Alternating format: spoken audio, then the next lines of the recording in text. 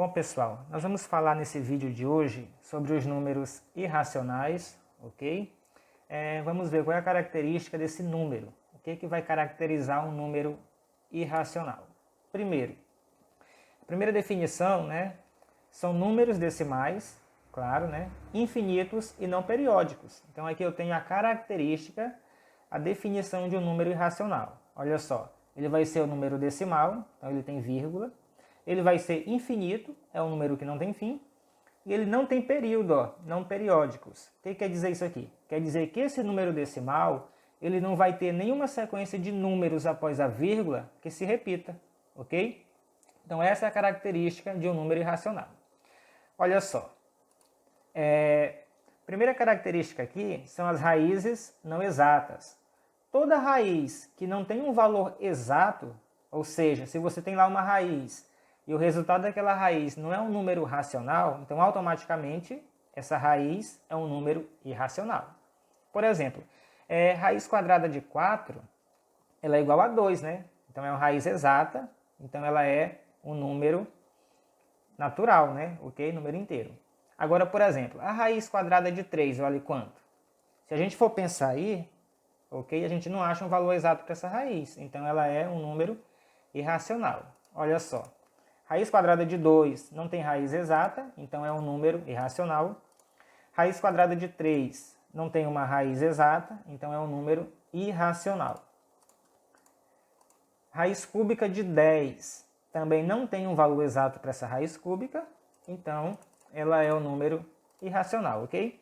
Eu coloquei aqui a reticência, 3 pontinhos, porque os números irracionais, esse conjunto, ele é infinito, viu? Tem uma quantidade infinita de números dentro desse conjunto. Existem infinitas raízes cujos os valores não são exatos, ok? São números irracionais, ok? A gente tem também aí, as dízimas não periódicas. Olha só, falamos aqui de números infinitos, números decimais infinitos não periódicos, que são os valores dessas raízes. Por exemplo, olha só. A raiz quadrada de 2, ela é aproximadamente 1,41, 42, 13 e assim por diante. Eu não tenho aqui, após a vírgula, nenhuma sequência de número que se repita. Se a sequência não se repete, ele é um número decimal, porque tem vírgula, número decimal. Ele é infinito, a reticência aqui prova que ele é infinito. E ele não é periódico, ou seja, após a vírgula, ninguém aqui está se repetindo em sequência, ok? Então esse número aqui é um número irracional, beleza? Eu tenho também como exemplo aqui a raiz quadrada de 3, que esse valor aqui é aproximado. Eu tenho aqui o π, ok? Essa letra grega aqui chama-se π, e também é um número irracional. O valor aproximado do π é esse aqui, 3,141592, ok? É um número decimal infinito e não é periódico, ninguém aqui se repete em sequência. E esse π, ele é um número muito conhecido e muito famoso porque ele representa a razão entre o diâmetro de uma circunferência e seu raio, viu?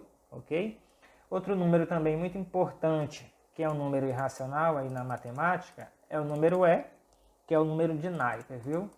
Ele tem aproximadamente esse resultado, 2,718281, infinitamente, e ninguém se repete aqui em sequência. Então aqui eu tenho a característica dos números irracionais, ok?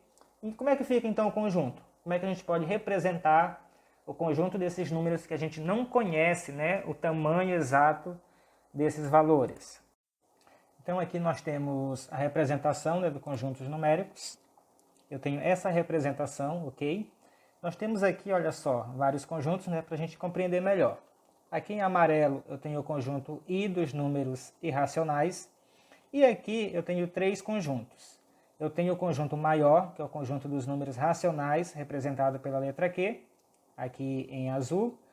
Eu tenho aqui em laranja o conjunto dos números inteiros, representado pela letra Z. E aqui em verde eu tenho o conjunto dos números naturais, representado em verde, por N aqui, ok?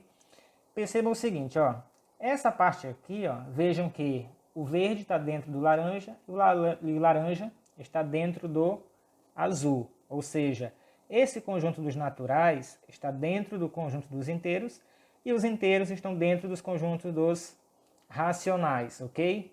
Mas a gente pode perceber que os números irracionais, eles não estão dentro do conjunto Q, ó, que está separando, né? Aqui é amarelo. Eu coloquei em amarelo para dizer, né, exatamente que esse conjunto não faz parte desse, ok? O conjunto I não contém o conjunto Q e o conjunto Q não contém o conjunto I. São conjuntos separados, ok? Quem é racional não é irracional e quem é irracional, claro que não é racional. Agora, a gente pode dizer que todo número natural é inteiro e todo número inteiro é racional, ok? Está um dentro do outro. Então, a gente tem a seguinte representação aí, ó. Conjunto N dos naturais está contido dentro do conjunto Z dos inteiros, que também está contido dentro do conjunto dos números racionais Q. Porém, Q não está contido em I, ok? Dos irracionais, ok?